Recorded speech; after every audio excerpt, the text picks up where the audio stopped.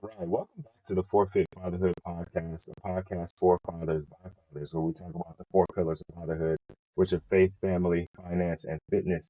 And I'm excited, man. Look, I keep telling you guys, I'm gonna keep bringing quality guests on here, so you guys don't have to listen to me talk. I do have a couple of solo episodes that I want to put out, but man, I just keep hearing good guys that want to be on the podcast, so I had to keep giving you guys that content as well. So maybe I'll drop some solo episodes, kind of like in between, right? But I'm excited, man. I have Alex Lange here today, and I'm super excited to talk to him because we are aligned in terms of helping fathers be better men, better husbands. So, Alex, how you doing today, brother? Yeah, I'm good, man. I just want to say thank you for allowing me on and the opportunity to just spread the message around fatherhood and helping men be better. Yeah, man. Like I said, like we talked a little bit just a second ago off the podcast about kind of how we connected and how we found each other. And I was saying, this community of fatherhood seems to be growing, or we're just making, stronger connections just because we're all in the same vein. But once we got connected, kind of messaged each other, I started looking at your profile and watching some of your lives and looking at some of your videos. I'm, oh man, it's always cool because I always feel challenged as a man and as a father when I find another fatherhood page or another like manhood page. I'm all right, okay, I got to step my game. Okay, there, all right, I'm like immediately going into like self reflection and trying to make sure that I'm doing some of the right things. I'm not being a hypocrite and kind of those things. So I let me say thank you in advance, right, for the content that you're putting out because it helps keep me in check, as well as helps me kind of continue to push myself forward. Yeah, no, I appreciate it. I think before we dive in real quick, I think that's the power of brotherhood, right? Like that's why it's important for us men that are wanting to get better to surround ourselves or at least start to consume content of other men that are doing that same work because our masculine spirit, we're very competitive and it's competitive in a good way because we're all winning at that point. Right. Yeah. Yeah. Yeah.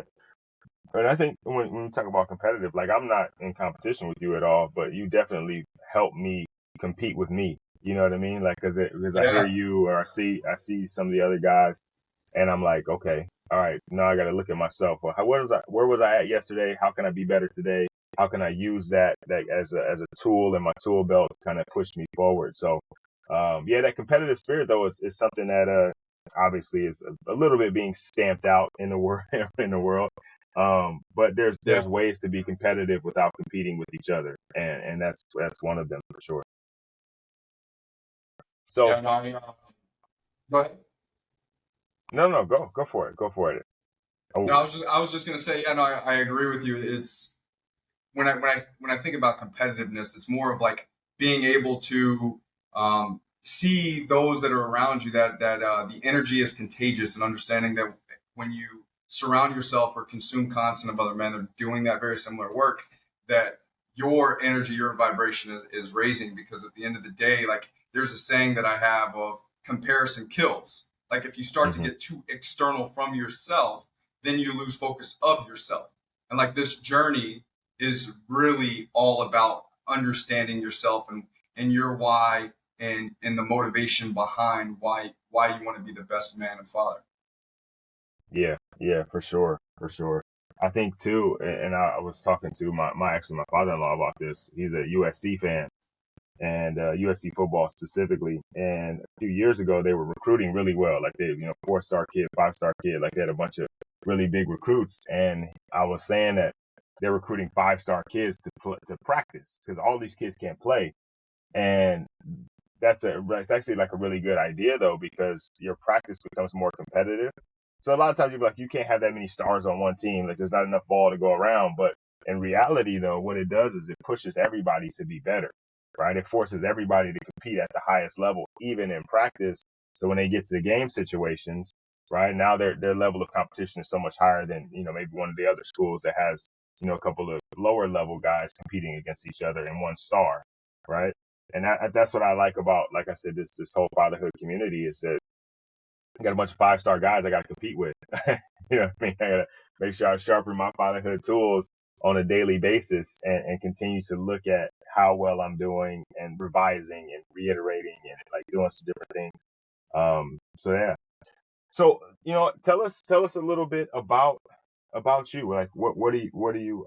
I know some stuff, right? But for the fellas that aren't following you, that haven't been kind of keeping up with you and what you do, kind of share with us who you are.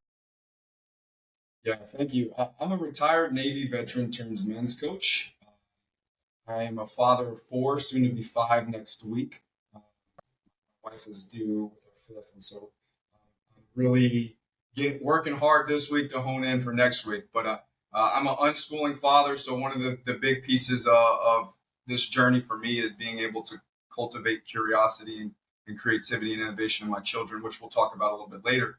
But I was a full time RVer, traveled the states, decided to move down to the Dominican Republic permanently, where we reside, and I can tell you over the last 2 years specifically, my journey as a father, the challenges that I've faced in life has really opened my eyes and redefined the role of what a man and a father should or can be, right? And so that's kind of my why of like I when we're able to understand the most painful moments in our life or the challenges in our life, we can then make that our gift to the world, our purpose to the world. And it kind of goes into I was just, and I know we'll get into it, but I was going through your four tenets here, and I was thinking about just some vague messaging to to each one. And when you're able to align with your purpose, the finances come, right? Like and I know we'll get into that piece,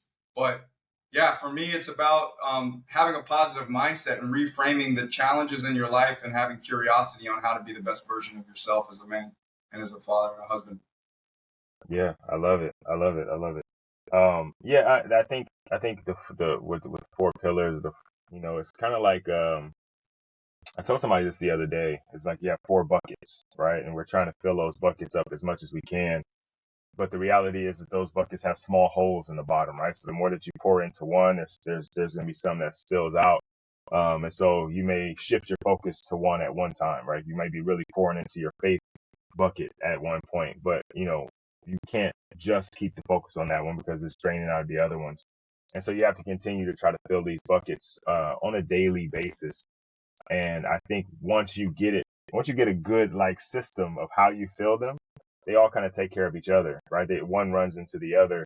And like you said, when you're aligned with your purpose and you're doing things in a way that just flows with the way that you want to live life or the way that life is laid out for you, the financial piece takes care of itself, right? And then some of the other stuff takes care of itself. Like when you get physically fit, right? And you're taking care of your fitness, some of like just the way you are with your family turns up, right? It becomes better. Your finances actually become better when you're physically fit, which is people don't really make that connection, but there's a lot that goes into becoming physically fit that translates into really everything else in the world, right? And that's one of those like you-centered things that affects other people.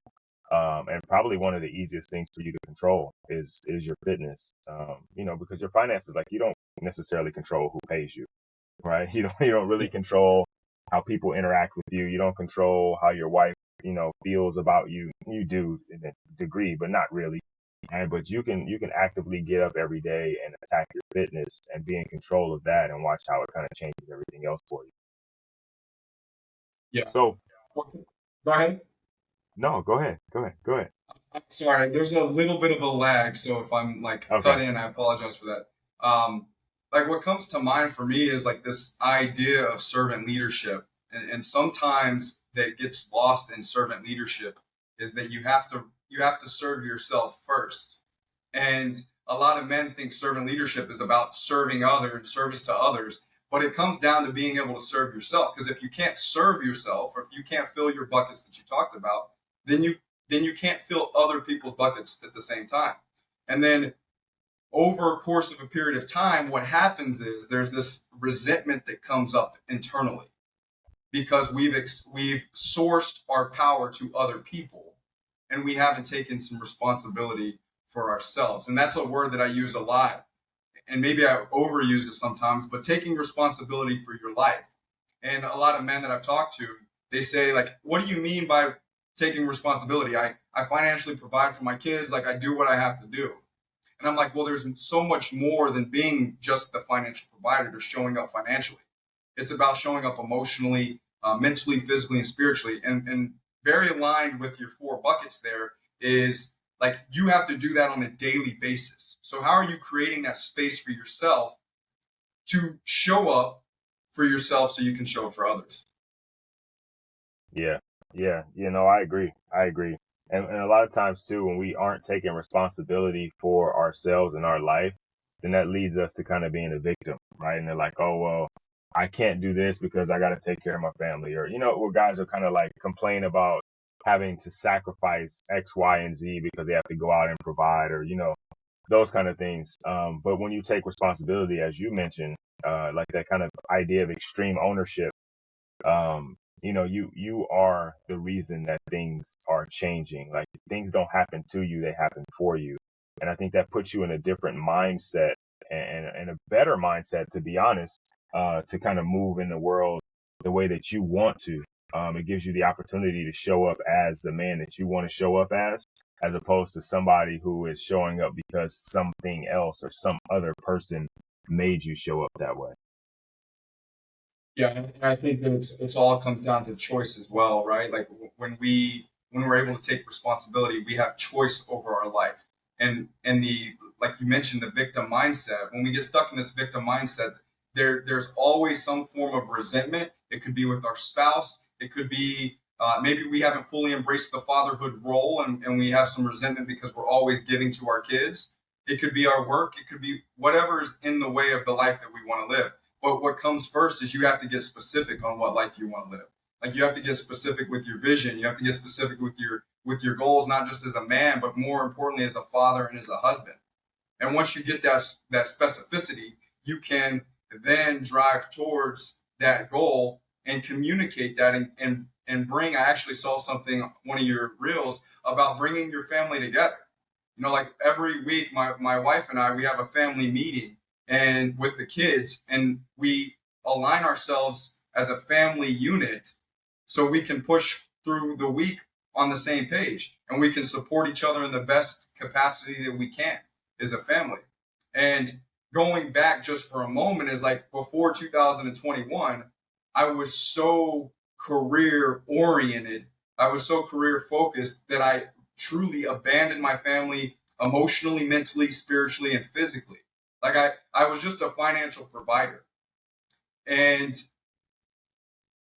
when we're able to understand that connection is at the fundamental root of every single relationship, like as people, we want connection. We want that could be either to self or that could be to others.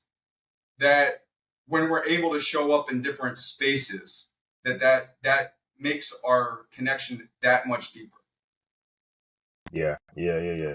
Well, let's. I mean, you've mentioned it a couple times. We've talked about what happened in 2021, but share with the guys like what was that? What was that change? What made you transition from being so career focused to the where you are right now? Yeah, so my back in February 2021, my daughter, she's now 5, but at the time she was 3. She was diagnosed with a brain tumor, non-cancerous brain tumor, but since she was 9 months old, she was having severe seizures. But the doctors at the time misdiagnosed it as acid reflux, and it got to a point where these seizures were getting really bad, and she was starting to go for longer periods. And when we got the diagnosis, I didn't know how to just be present. Like I started to like have so much anxiety, so much depression, so much negative thoughts. Like my daughter's gonna die. Like I have no control. And I, for about 3 or 4 days, I really let that take over. And then as we continued throughout the year, in August of 2021, I was diagnosed with 5 brain tumors. And and then following in October, my wife asked me for a divorce, right? Over the course of our first, so I've been married for 11 years. The first 9.5 to 10 years, I wasn't showing up in any other realm rather than just the financial realm, right? Like I was about like you have food on the table, roof over your head, clothes on your back, you're taken care of. And it goes, and we'll talk about it, but it goes back to something that we have to understand as men and how we show up relationally. But that put me on a beach in October of 2021. I was on the beach with my 4 kids. And my wife, the day before, she asked me for a divorce, like I mentioned, and she had an abortion of our, at the time, fifth child. And I had so much emotion. I honestly didn't know how to be present, and I didn't even know how to enjoy the moment with my kids. I didn't know how to enjoy the moment with myself. I was lost and was afraid. Quite honest, was afraid. And over the course of the next 2 to 3 weeks, I joined a men's group. It's called The Uncivilized Nation by Trader Boehm. I joined this men's group, and I realized that I was not just the only person going through what I was going through. And I see so many men, and myself included, where I was so to myself, I was so internal, the lone wolf mindset, because I didn't feel like other men knew what I was going through. And so the course of that next 3 to 4 weeks, it opened my eyes and realized that the power of community, the power of brotherhood, the ability to be seen, to be heard, and to be felt by other men, just being on an online presence was tremendous. And I realized that so many of the perceived failures in my relationship stemmed from my childhood and unprocessed childhood trauma. Yeah, yeah.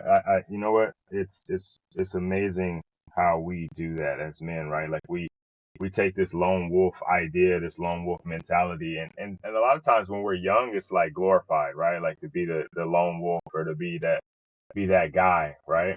But I think as you realize, as you mature, um, there isn't really a lone wolf. Like the lone wolf, when you think about wolves and wolf packs, like it's not a lone wolf, right? It's a pack of wolves. It's typically a family of wolves, and they're not out there on their own because a wolf alone dies alone, right? They don't hunt effectively. They're not protected from anybody. Like they have to kind of always watch their own back. They typically get taken advantage of by other packs of wolves. Like it's not a good situation. Like it's not a good it's not a good scenario. And I think we take it and we've glorified it, just like the alpha male idea comes from the idea of a wolf pack. Well, I don't know why we take animals and go, hey, we're going to be like animals. Some symbolism of power, but we take it and we run with it kind of the wrong way, and we don't use it to help us in the way that maybe we could. Because if we looked at wolves in the way that they actually interact in the wild, it kind of puts us in a better situation, like you said, getting a community of other men are going through some of the similar things, or maybe have already gone through them, and kind of can reach back and be, hey, young guy, this is what's going on. Let me help you with that. Let me guide you. Let me instruct you.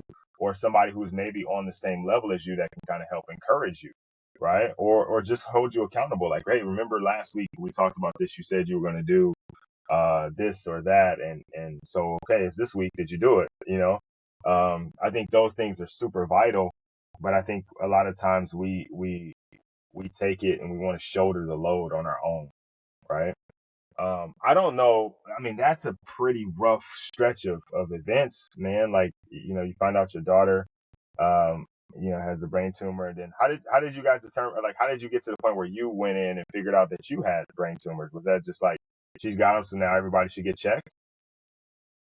No, it's funny, man, and it's one of the reasons why I got retired from the military was that for the longest time, like I said, my career was my sole focus. So my health I put to the back seat, and once my daughter got diagnosed, it made me realize like we need to be intentional, we need to be present with our lives, and I had been pushing these symptoms that I was having to the side for a few months, and they were slowly getting worse. And I was driving to work one day. Like I said, I was in the Navy. I was driving to my ship one day, and I was crossing this bridge, and I had a symptom, and my eyes started to water, forced shut, and I almost crashed off the bridge. And at that point, when I pulled over and I recollected myself, I said, "This is the time that I need to put myself first. I need to take care of myself, because if I don't take care of myself, I can't take care of the people that I say mean the most to me." And so I went to work that day and said, "Hey, I need to go to the doctor. I need to get checked up." And I did. And when I got checked up, they were like, "Hey, we need to do some emergency things just because we found some unusual activity." And it came back to be 5 non-cancerous brain tumors. And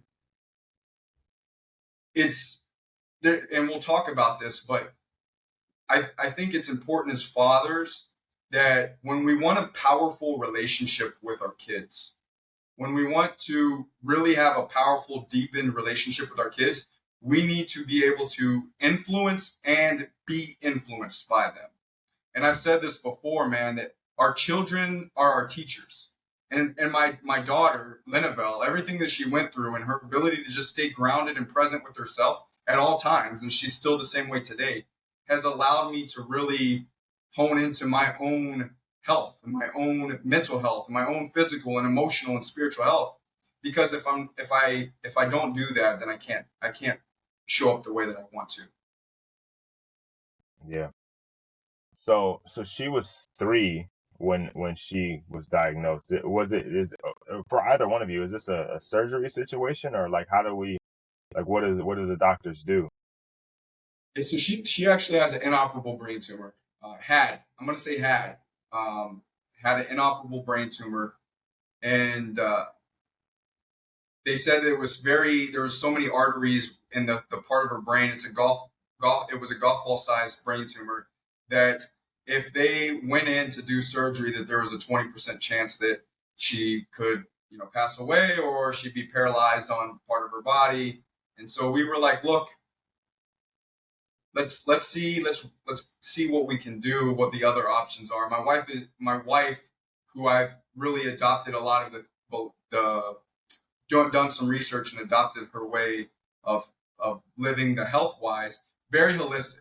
And so like at first I was a traditionalist. And so me and her butted heads a lot because I'm like, for me, this is what we need to do. A doctor, medicine, like all of the traditional mindsets. And my wife is like, look, this is deeper.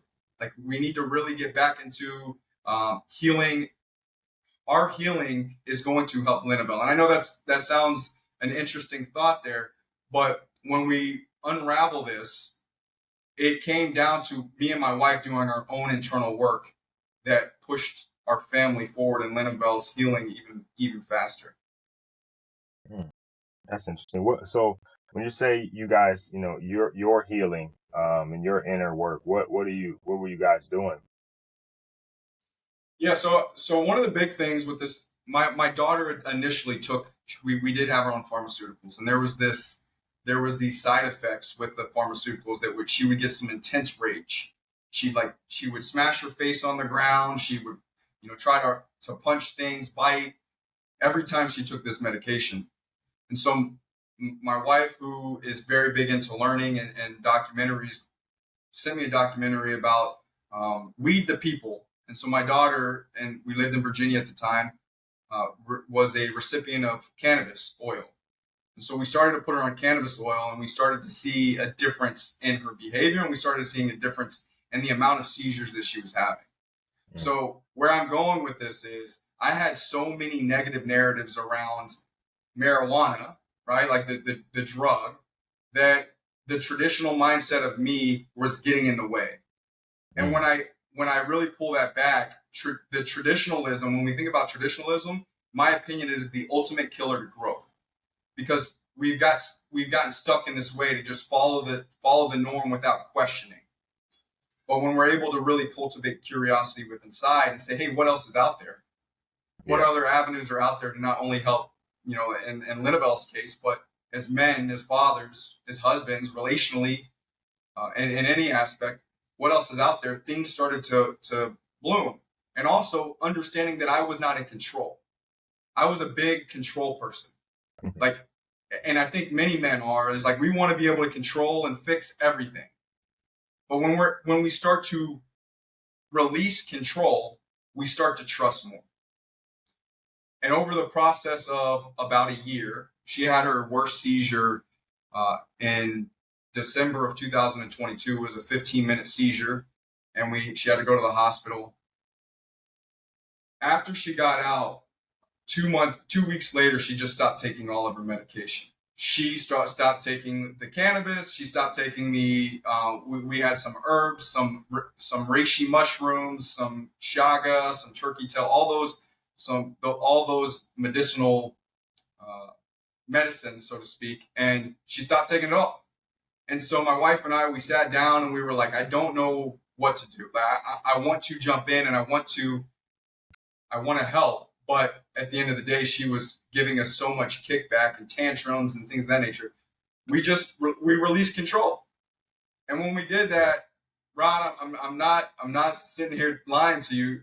She stopped having seizures. She started to be a normal kid.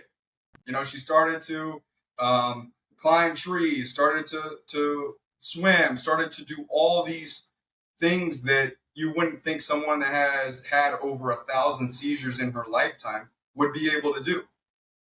And that's where I think it's important, not just in that realm. I know my journey is very specific and unique, but when we talk about relationally, being able to allow the kid to have some ownership in the relationship creates a deeper sense of connection. Yeah, yeah. So, my daughter, when she was, I want to say 18 months, she had seizures. One night we were visiting my father. So we're up in the Bay Area, and she's sleeping in the bed with us because we stayed at a hotel. We usually don't stay in the hotel. We stayed in the hotel that time. And so all three of us are in the bed, and like she's kind of like kicking me. Like, and that's not crazy, but like this is like repetitive, like rhythmic kicking. So I think she's awake. I'm like, why are you kicking me? And I turn over, and like it's in my mind, like even right now, it's still like the one of the scariest things I've ever seen, right? Just because just completely out of control in that moment, and there's nothing you can do. Um, and I didn't know how to help her. I didn't know what to do. My wife's panicking, and she kind of goes through. She comes out of it.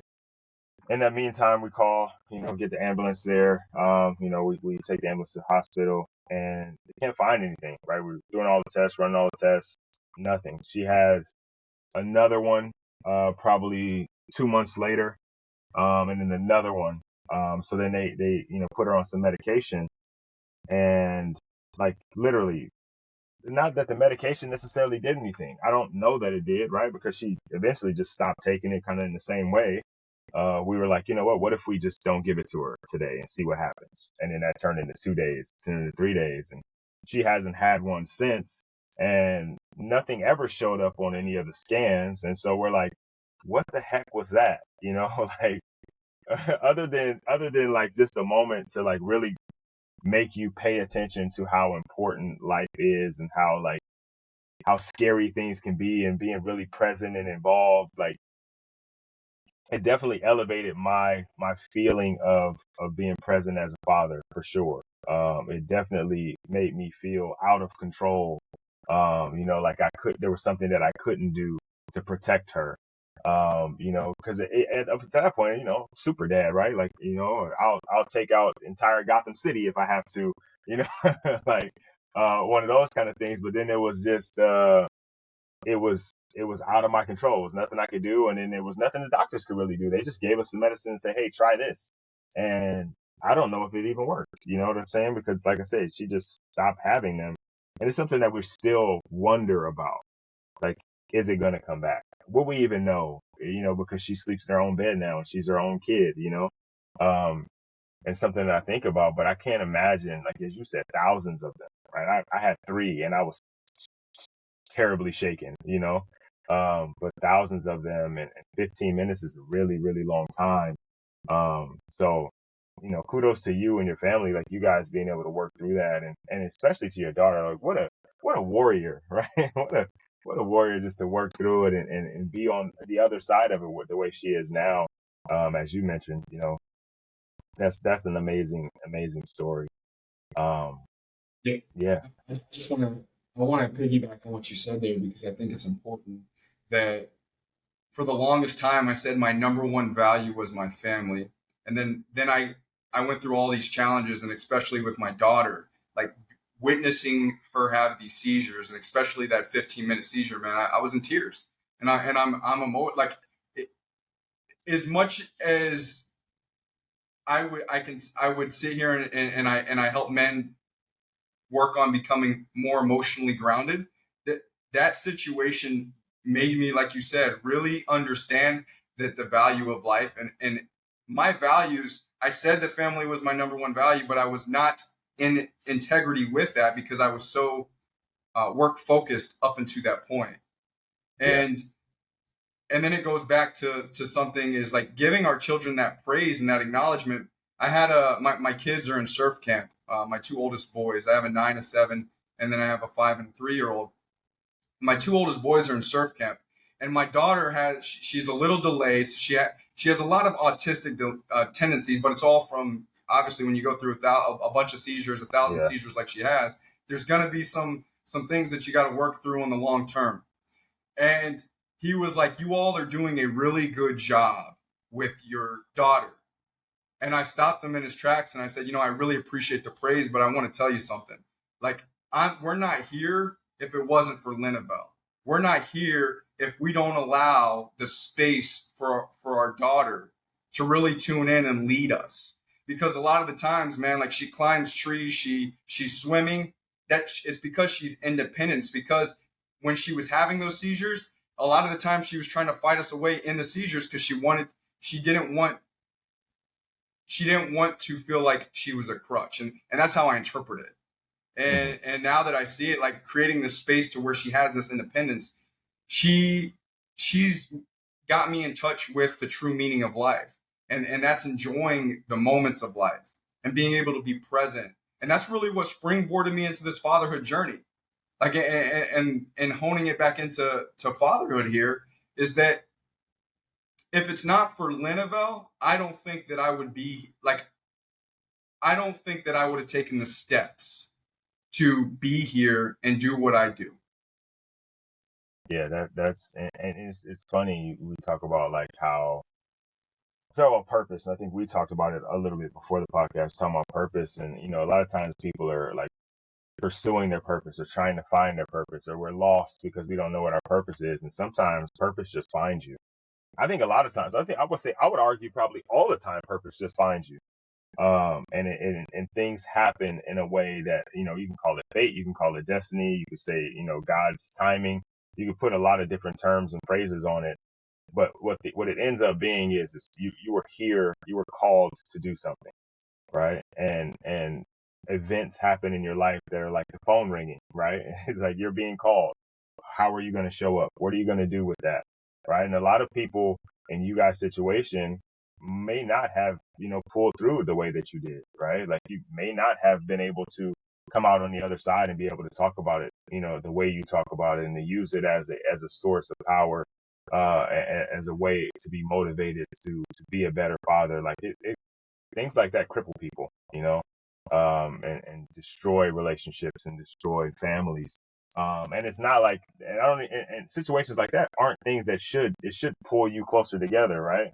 But all of the different emotions that come along with it, and trying to be a lone wolf and handle those, or not, not be emotionally grounded in the way that you talk about, and just kind of letting yourself be your feelings, guys lose their way. And so it's really cool that you have taken that to kind of push you forward into this mission of helping fathers and helping men. I don't want to keep going back, but one more thing to go back to in 2021, or was it 22, where you talked about your wife asking for a divorce. I don't want to leave that out because I feel like that's something that's obviously important to your story, but I think from a lot of guys that I talk to and a lot of guys that I work with, um, those are words that they've heard before. And maybe hearing your story and how you were able to kind of work through that to where you guys are now, maybe something that somebody on here needs to hear. So I don't want to leave that out. I don't want to just gloss over it. So would you mind sharing a little bit about that? Yeah. So, as I mentioned before, I'm a men's coach, but I really specify in fatherhood and understanding our childhood trauma. And, and it goes into taking responsibility. Um, for those that may not be aware of this, as men, we emulate the most masculine relationship that we witnessed growing up. And I, by no means, am saying the way that my father showed up is the reason why my wife asked for a divorce. But because I did not know I only saw one way shown relationally, as I was growing up, that's how I showed up.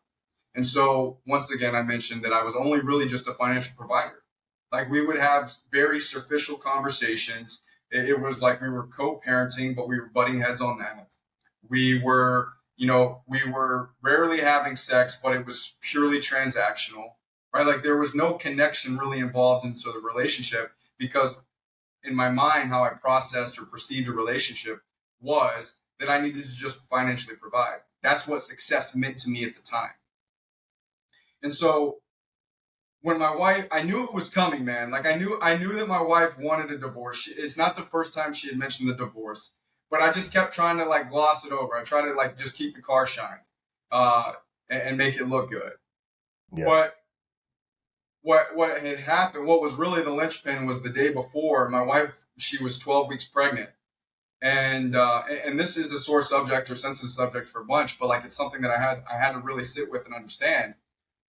My wife didn't want to bring another child, which would, at the time would have been our fifth child, into this universe. She didn't. She was like, our relationship is on rocky ground. You as a father, you're not showing up the way that that her idea of fatherhood was a lot different at the time than mine. She's like, you're not showing up emotionally, mentally, physically, and spiritually. Like you're just providing for them. Like, why would I want to bring another kid into this universe and I have to figure out how to provide because I don't want to be with you. Mm-hmm. And she made that choice, and I have come to terms to respect that choice. And that was my linchpin of understanding that my childhood trauma, yes, it conditioned me, but I had the responsibility, I had the opportunity to learn from it and grow. If I let that define me, I was going to become a victim. If I let that take over my life and I just started to retract and withdraw because of all the fear that I had just came in front of, then I was becoming a victim. But I had a choice. I could take responsibility of my own actions and I could change the man that I wanted to be for myself first. You have to, when you do change, when you do self-development work, that change has to come for you first, not no one else. And then everyone else will benefit from that. And when I started to take these steps, I started to work out more. I mean, I was already working out. I'm in decent shape. I was working out more intentionally. I was starting to meditate. It's not something that I did before. I was starting to journal. One big thing that I haven't mentioned, but I started to do in 2021 when my daughter was diagnosed, was cold immersion therapy. So I was sitting in cold water, learning how to breathe for 10 to 15 minutes at a time. And so when I started to create that space for myself, I started to realize that the way that I showed up in the world was not who I wanted to be, who Alex wanted to be. I didn't have a space as a child to be seen, to be heard, and to be felt. My father was emotionally and physically and verbally abusive, right? Like, and I have come to a term to understand that he did the best he could with what he had. And he had traumas and he had things that were conditioning him that he was working through at the same time. My mom was a drug addict. She wasn't present much. So my dad was a single father of 4 kids. So where I'm going with all this is that my divorce was because I was living from what I emulated. I wasn't taking responsibility for my life. And once I started to surround myself with other men that were doing 4 simple things, right? Breathing, meditating, journaling, and cold immersion, right? Like creating some type of method to challenge yourself. I started to see change. My wife started to see change. And we then, after the 6-week trial separation, decided to lean into family. Like your number one pillar here, like leaning into family and what that meant for us. But we first needed to do our own work, and we needed to create this deeper connection with self and understand our purpose. So then we could come back together and understand our purpose as a couple and our purpose as parents and for our family. And our method for doing that was to we sold our house, we sold our cars. I owned a restaurant at the time, sold the restaurant, and we bought an RV. I bought a 36-foot Class A tour bus, and got the 4 kids into the RV, and we started to travel around the United States. And I mention all that because the number one thing that really transformed me or transcended this was my ability to slow down the external noise. Like we as men, we have so many things going on. We want to help others. We keep ourselves busy because we do not know how to sit with ourselves. We haven't been conditioned to create space for ourselves, and let alone our emotions. So when I was able to turn down the radio, I was a football coach, I was a basketball coach, I owned the restaurant, I was active duty Navy at the time. Like I had so much going on that I wasn't creating space for my family or for myself. And once I did that, my relationship not only with myself deepened, but with my wife, we started to connect on a deeper level. And then my kids, I started to have a deeper relationship with my kids, and I was starting to be able to be present when they were emotionally ungrounded. I was able to start regulating myself better than any time before because I was able to be present with them. Yeah, yeah. I think a couple. I mean, there's a lot to unpack there, but a couple of things. One, that meditation, the breathing, the journaling, all those kind of wellness, even the cold immersion therapy, all allow you, as you said, we have tons of distractions on a daily basis. We have tons of things going on, especially when you're the head of household and you're trying to provide and protect and do all the things that we say that we need to do. You have all these things going on, and you don't have the space or the clarity of mind to be able to, like, I would say almost like Neo in the Matrix, like just stop the bullets and like pick one. Like this is the one, and I'm gonna do that, right? I think when we do some of those things, which for whatever reason they've kind of become like things that we consider like frou like meditation. We look at it and like we got to sit crisscross applesauce and close our eyes and say ohms, and it's not that at all. And I tell guys all the time because I meditate as well, and my wife kind of got me into it, but I tell guys all the time it's not that, right? It's not whatever you thought you saw on TV. And the cold immersion sucks. It absolutely sucks, but it gets better ish, right? It's like a plank, right? It like never really gets better. It always sucks. Or squat holes, like they always suck. You just get better. Um, but all of those things allow you the space to be able to make a better decision, to be more responsive instead of reactive. They allow you, like you said, to ground your emotions and to be emotionally disciplined. All things that we typically don't get passed down to us, right? Like the generation of men before us didn't have these tools. They weren't looking for these tools either, right? Because the generation before them definitely wasn't giving them these tools. Um, but I tell guys all the time, this is one of the things I like to say is that, you may not have been responsible for what happened to you, but you're responsible for what happens next, right? Which goes into, like you said, that responsibility piece, right? Like I have no control over how my dad parented me or my stepdad parented me. Like I couldn't do anything. I was just a kid in that relationship. But now as the dad in this next relationship, I have complete control over how I show up to them, how I present myself to them, and who I'm going to be for them. And so that part is important. And I think you're right. We do emulate whoever our parents were. And we become that, like, and unknowingly sometimes, like you'll catch yourself saying something your dad used to say or acting maybe the way that your mom used to act. And I do it all the time. Like I hear myself say something my mom would say, and I'll message her like, hey man, so you got me talking to these kids like you. Like I think I told my daughter I wasn't one of her little friends a few years back. And so I text my mom like, see what you did to me? Like I hate it when you said it. Now I'm saying it. But because I am aware of who I am, I have the space to know that, okay, I don't want to do that. I don't want to be that person, and I can try to change and be different. And I think we all have that ability once we sit down and really figure out who it is we want to be. Yeah, I think part of that process as well is being able to meet our parents to where they were, right? Like Hmm. we have to see this in the light of love and compassion.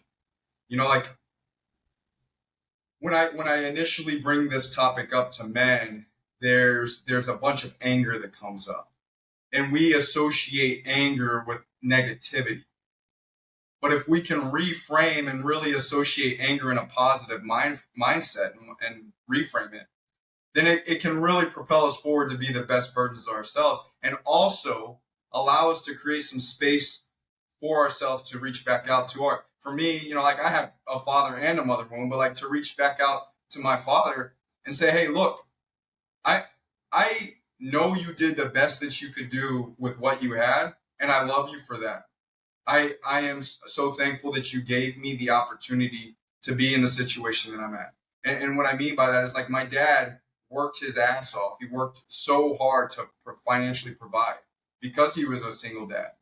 And in a time where, like you said, men didn't have that space to be able to express their emotions, to be able to be seen for the challenges that they're going through life. They just needed to suck it up and keep pushing through. Like, I'm thankful for that. And that's part of that process of really understanding your childhood trauma so you can be the best father. And I also think that it's a learning experience because I'll give you a good example I used yesterday with someone. My The one way that I wanted to really feel loved by my father was I was very into sports. I was athletic. I was a football. I was a soccer player. I did basketball. Like I did it all, and I wanted my father to come to my games, but he couldn't. And so we really didn't have a relationship. And so when I grew up and I had my own kids, as my oldest, who is 9 now, he was 3 years old.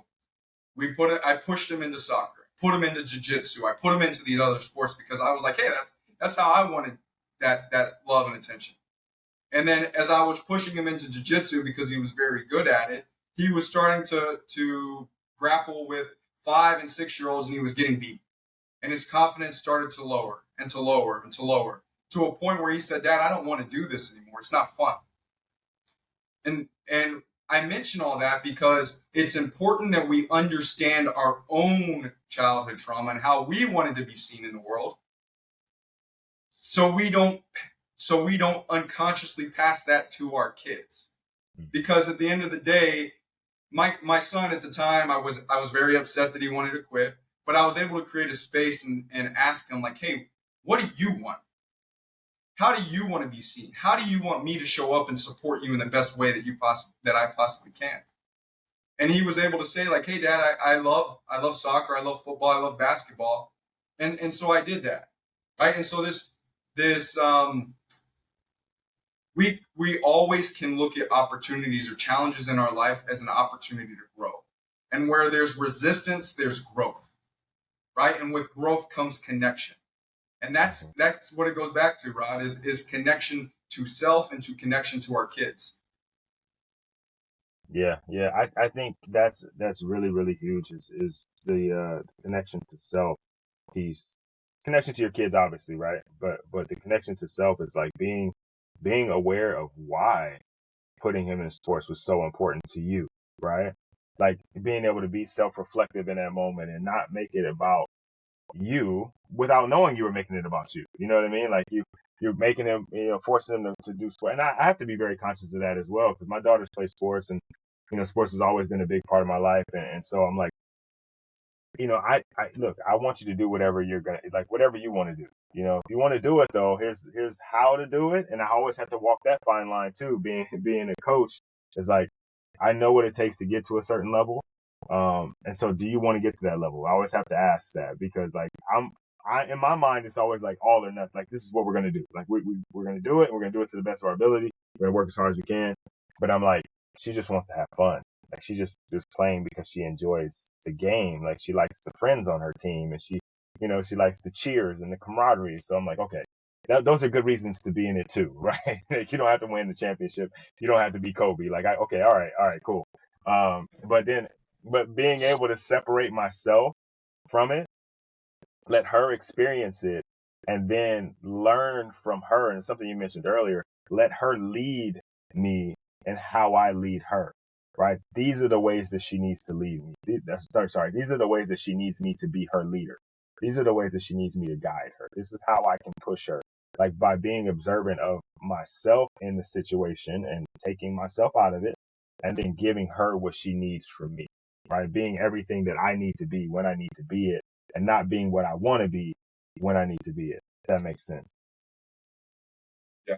No, I mean, I want to just tie into that and then jump into kind of the relational landscape with being married and seeing what the struggles look like to actually now the fruits of the labor, and having a loving relationship where we both can meet each other and where we need to. Like, it comes down to that leading that you're talking about. And I did a lot of that with my kids first, and then it started to come into my marriage. And let me reframe for a second. The old paradigm of where we just were the financial providers, we weren't child rearers, we didn't really have a say into the household, like we were just deflecting it all. It really put women into this masculine position. Mhm. I'm a really big believer when we talk about spirituality. For me, it's like the energetics piece too, of the masculine, feminine, and the polarity within a relationship. And my wife was making all these decisions because I was just saying, whatever you want, babe. Like, whatever you want to do, I'm good with it. Whatever, Grayson did this, whatever discipline you decide, I'm good with it. Like, I did not have my own stance because once again, it went back to my childhood fear of feeling neglected if I spoke up.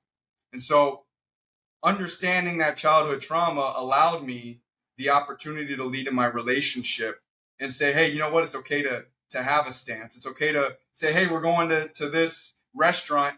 And if she doesn't like it, being able to hear it and say, okay, I'll take that into consideration next time. But leading that whole evolution, because as men, especially in the relational landscape with our partners, we defer a lot. Most men. But men like myself and you and other men that I work with in the fatherhood realm, we're bringing intention and we're bringing clarity and we're bringing purpose to our life, not just with our kids, but with ourselves and with our spouses. So now our relationships with our kids are better, but our relationships with our partners are even better.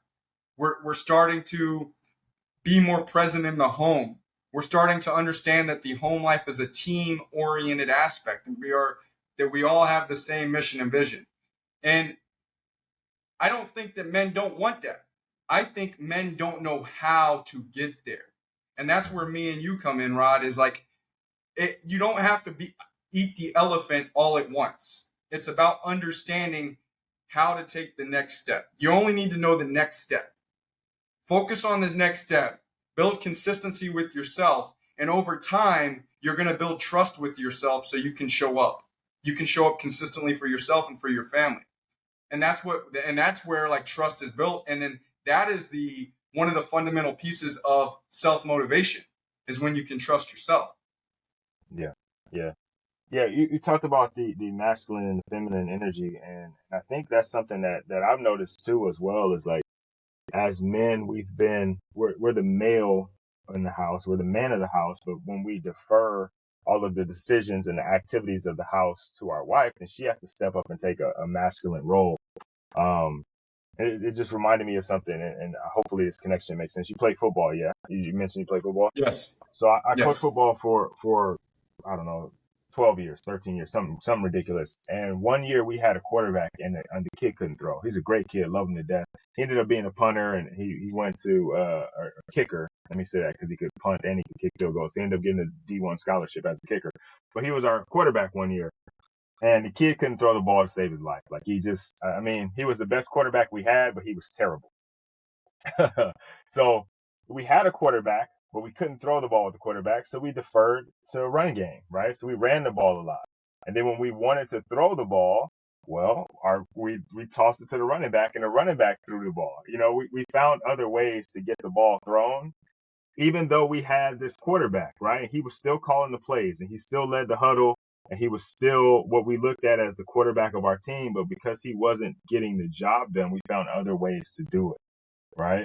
And I think that happens a lot of times in our households. And then we'll complain like women are too masculine. But you've given her too many opportunities to take the masculine role. So eventually she's like, she just cut you out, right? We just stop having him throw the ball altogether. Like, we'll run the toss, and we'll throw it with the running back. Just let's get it out of his hands. This could be an interception. You know what I mean?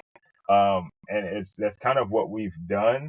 And I think like you say, guys like you and I, and some of the guys we work with, some of the guys in this fatherhood space, are working to shift that back to where the quarterback is taking control and distributing the ball, but not in a dictator type situation, right? Still very aware of the other pieces of the puzzle, making sure we're still handing the ball off when it needs to be handed off, making sure we're making the right throws they need to make when they need to be made, and leading the team as a leader, and not just someone who's looking out for themselves. So kind of taking that whole thing, and becoming the quarterback of the family that we need to be.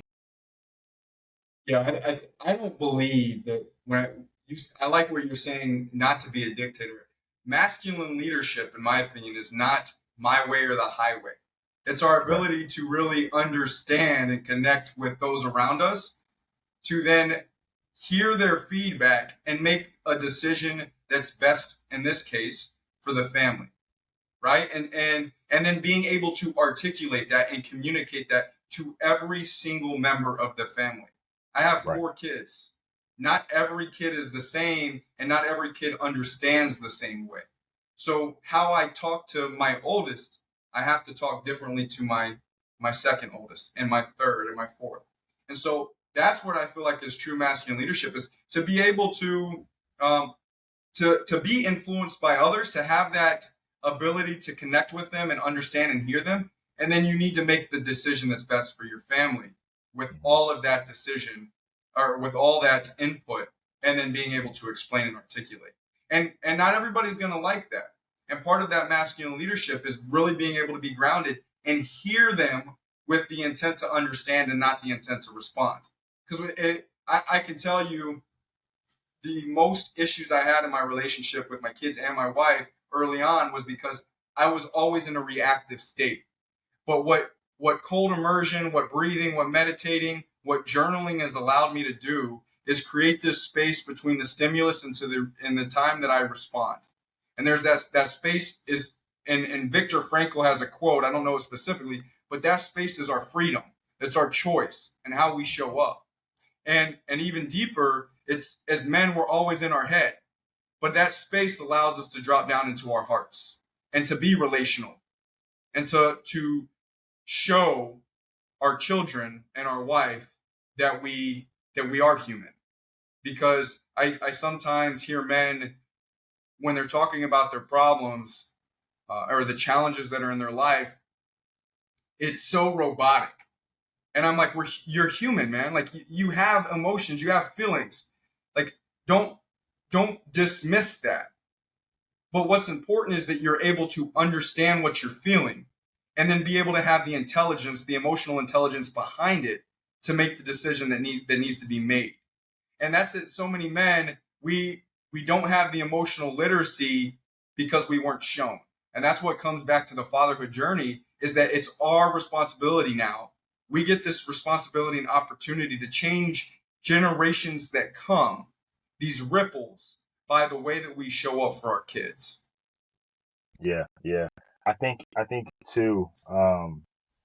Emotion. The word like I think it's not emotion that is the issue. It's when you say emotional, right? Like, have emotions, but don't be emotional, right? Because emotional, for whatever reason, has gotten this stigma of negativity, right? If you're emotional, it's this out of control thing.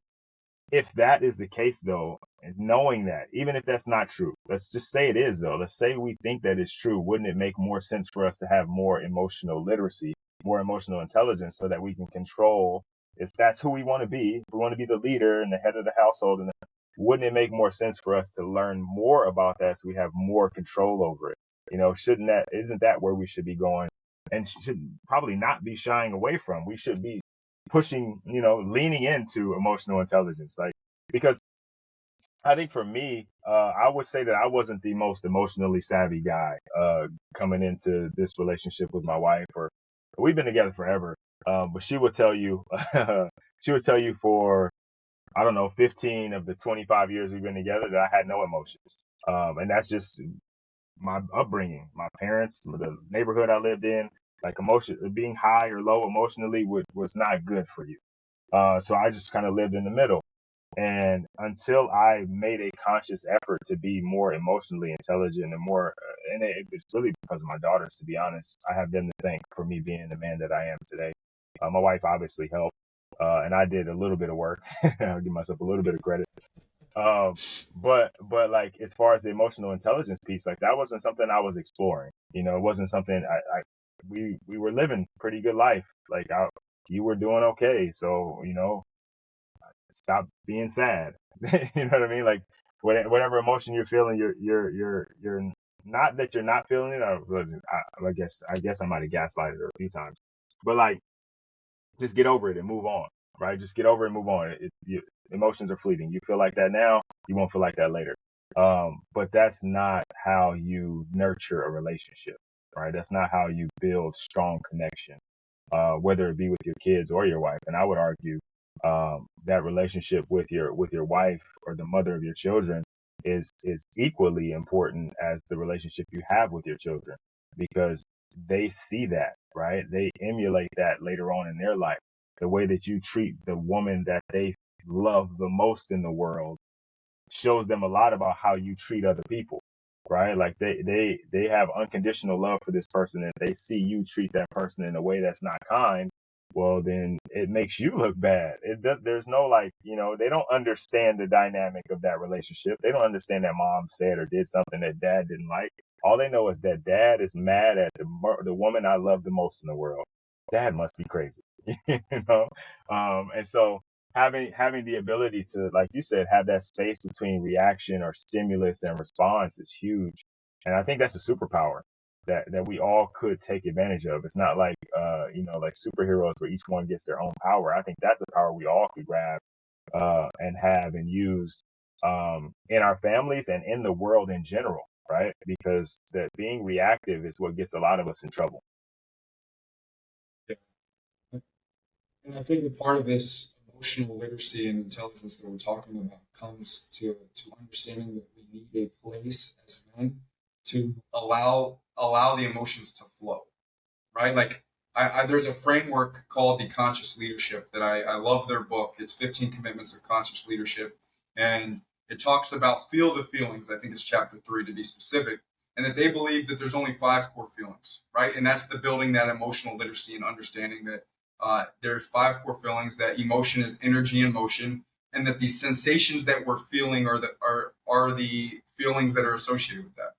And that when we're able to get specific and create a space for the emotions to flow, the feelings to flow, that that emotions only, or excuse me, feelings only flow in 30 to 90-second waves. So if we allow them to come in and out of the body, then we are able to have some emotional literacy and intelligence and really show up in the world the way we want to. But when we suppress just one, if it's anger, if it's sadness, we suppress them all. And we don't get to just pick and choose. And so that's the importance. Like what I interpret from everything you're saying is like the importance of understanding emotional literacy in total, so we can be present and enjoy life to its fullest. So we can go one day and watch our children play sports. We can go on a date with our wife the next day, or we can have a challenging conversation and still stay present, but also be grounded at all times. There's a therapist that I follow and I love dearly. His name's Dewey Freeman, and he talks about what the striving for as a man is to be congruent, being congruent in how you show up in all aspects of your life. And so, that's, like you said, with emotional literacy, that's the goal for me. It's not for me to dismiss any of my feelings. In fact, I want to feel all my feelings, even if it's sadness. And then I want to be able to be congruent with how I show up. So when I'm in my highest of highs and when I'm in my lowest of lows, that I still show up the same way. Because at the end of the day, if we can't even create that connection with ourselves or that space for ourselves, how can we teach our children that? And I know, and I'm not cutting us off by any means, but I know we're an hour in, but there's so much more that we could talk about with that, right? Like one reason why I chose to unschool or homeschool my kids was because I can't be angry or upset with how they're learning and how they're showing up in the world if I don't take responsibility, if I don't give them skills and tools that they can use in life. And one of the things that I really work on with my oldest sons, my daughter, my 5-year-old, once again, has special needs, so it's a little more challenging. But with my 2 oldest sons, I really work on emotional intelligence and feeling your feelings and talking about your feelings and giving them a space to be able to express what they're feeling to me, and then repeat back if I interpreted right. And that whole cycle right there, as fathers, gives our kids an ability to be seen, be heard, and be felt. And then they feel like they have ownership in their life. They feel like they have a purpose at a young age. There's some creativity. There's some connection. There's some innovation that comes within their life. And that's what as a father, and I know you haven't asked this question, but what for me fatherhood means is like being able to cultivate and be resourceful for your kids to be able to be creative, to be innovative, to be connected, to be able to show up and live life fully. And that journey in itself all starts with you, right? Like that's how I see my fatherhood journey is if I can do all of this, then my kids have that ability, they have that space to do that as well. Yeah, I love that. I love that. I'm glad you answered it without me asking though. But that I like that though because a lot of we talked about earlier, we emulated what our parents did, right, or what our fathers did, and if we are able to do all the things that you just mentioned, then our kids, at the very least, are going to emulate that, right? And so, by us doing what we need to do to be a better man, better husband, better father, um, that allows them to then, when it comes time for them as they grow and they get older, they're going to take all of those same things that they got from us, and now they're going to have that as a baseline or as a blueprint, and they can build on top of it. They can add to it and they can do more with it. Yeah, I mean, that's the thing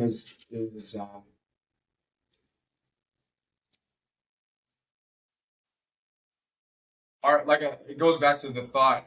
I'm going back to a thought that I talked to earlier, but like being able to transcend how your parents showed up for you, and also giving your kids the space to transcend how you're showing up, because we're human. We're not always Hmm. going to show up perfect. We may miss the mark, but really being able to meet ourselves where we're at, and have those positive conversations with self, and then allow space for when our kids are upset with us to Hmm. voice that, to be able to just be grounded and hear that. It's Right. challenging to hear my kids say, "Dad, I'm unhappy with what you did, how you did this or how you did that." But then I also create an opportunity to say, "Well, how would you like to be? How would you like me to show up?" And then also just understanding and not making excuses, but saying, "Hey, you know what? I made a mistake, and I'm human too, and I'm going to learn from that mistake."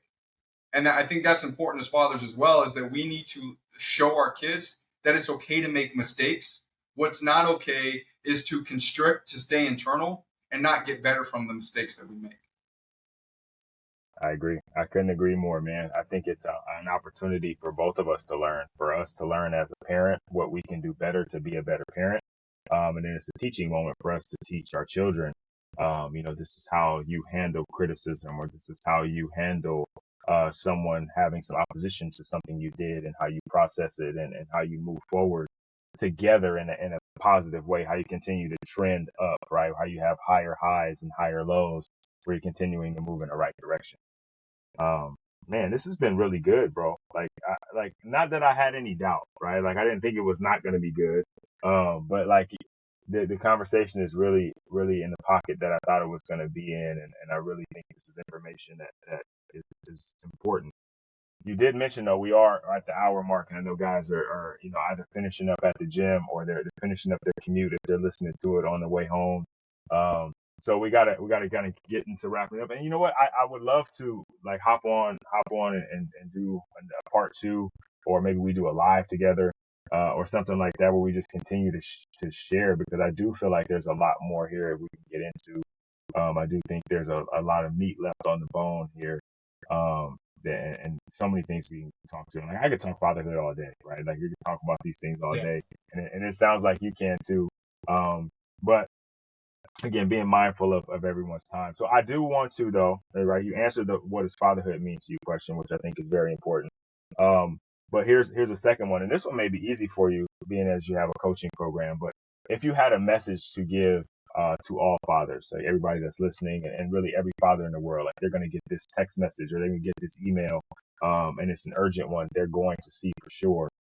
What do you want that message to be?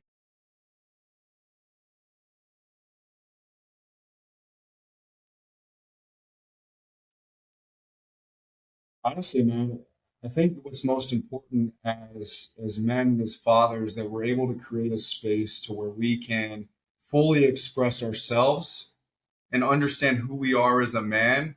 So when it comes time to being a father, when it comes time to being in a relationship, that you can stay in contact, right? Like you can stay in connection with whoever it may be when when you're going through some emotionally challenging, a mentally, a physically, a spiritually challenging time, where you can stay in contact, where you can be present and be you. And so many times when we as men go through a challenging moment, we withdraw. We allow fear to consume. We go back to the old way of thinking of following the tradition or what's convenient for us. Being an elite father, being the best husband, an elite husband, it's not convenient,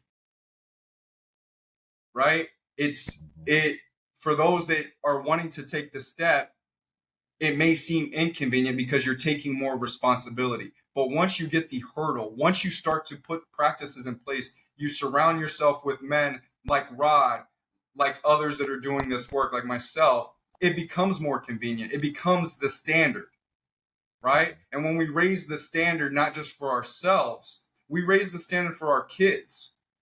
And ultimately, the work that we're in, the work that I'm in, the message that needs to be here is how are you going to live? Do you want to live with a purpose and leave a legacy that is built on connection, that's built on trust, that's built on, and what I mean by success, I'm going to define it for a second, is for me, success is about our ability to really unwind and understand ourselves as men. Because if we can understand ourselves and how we show up in the world financially, within faith, our fitness, and our families, then we are really changing the trajectory for the generations to come. And that is the type of legacy that I want to live. That's the success I'm looking for. Because once I'm in my purpose, and what's coming from my purpose is the finances. What's coming from my purpose is a deeper sense of connection with my family. I'm raising the bar with my fitness and with my faith within myself, the spirituality aspect. It's all connected, like you said at the very beginning. And taking that step is the hardest part. That's it. Once you take the step, once you reach out to someone, or once you get into a community or want to make the choice, that's the hardest step. Right. And then all it comes down to is perseverance and consistency over time. And then it becomes convenient. Yep. Yep. Yep. Yeah, it's uncomfortable at first, but you get comfortable being uncomfortable, growing and changing. And it's like growing pains, right? Your knees hurt a little bit, but then you get taller and you're like, oh man, I'm enjoying this height. Okay, second part to that question, and this is, not a text message or email. Maybe it's something you put up on the whiteboard in the house, but it's a message that you have for your children. What do you want them to see? It goes down to what I said: live with a purpose, leave a legacy, right? And it comes down to, I say this to my oldest sons, is like, what is your purpose in life? Like, how do you want to, like, what is your passion? And that changes. Like, let me just understand that it's the answer is as simple as live with a purpose, leave a legacy, but understanding that your purpose from time to time may change. Like, what my purpose was in my 20s is not what my purpose is in my 30s, and what it probably may not be in my 40s. But understanding that I live with a purpose, and that purpose is going to create a legacy. And the legacy, how do you want to be remembered in this world? Because we all are going to leave this world at one point, uh, and it's how we're remembered. It's how we impact those that are following to carry the legacy. I love it, man. I love it. I love it. I love it. That is important, and I think too that last piece about, like, and I've said this before, that your purpose has an expiration date. It's like milk, right? Like the milk is great, right? Right up until the last day. It's phenomenal. It's the best milk you ever had.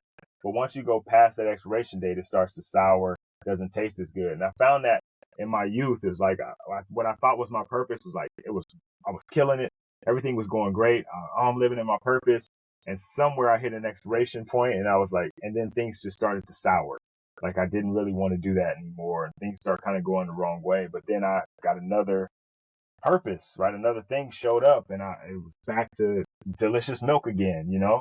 And I think understanding that purpose does have a little bit of a time frame on it and to get the most out of it, to pour yourself into it during that time frame and understand that it may be the same purpose, but just in a different vein. It may just be a little bit different, right? You may just serve a different group of people, or you may just do something just a little bit different. But understand that that's coming and continue to be who you want to be, throughout that time frame.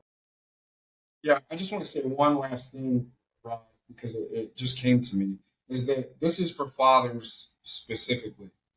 Mm-hmm. Understanding that within your pain or the challenges that come in your life is your power.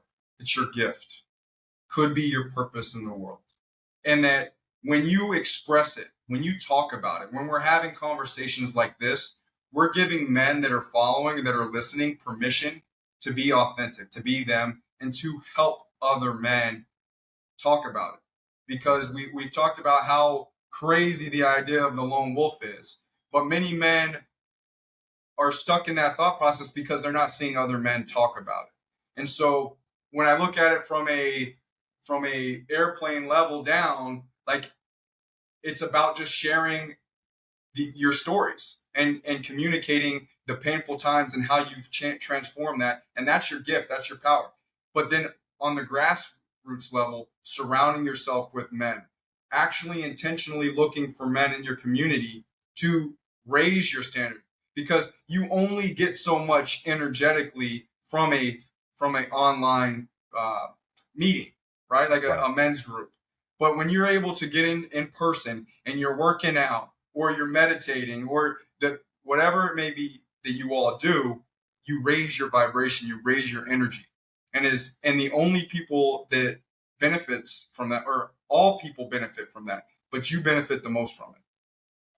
Yeah, you do. You definitely do. Um, you know what? That made me think about like the 4 minute mile, right? It was completely impossible to run a mile in under 4 minutes, and then once it was done, like everybody's just like, okay, and then everybody starts breaking that barrier. And it's not because it was impossible; it was because no one had shown anyone that it could be done before. And then once it was done, now everybody can look and not just say he did it, but shoot, I got 2 legs like that guy's got 2 legs, right? I run like he runs. I'm gonna go do it too.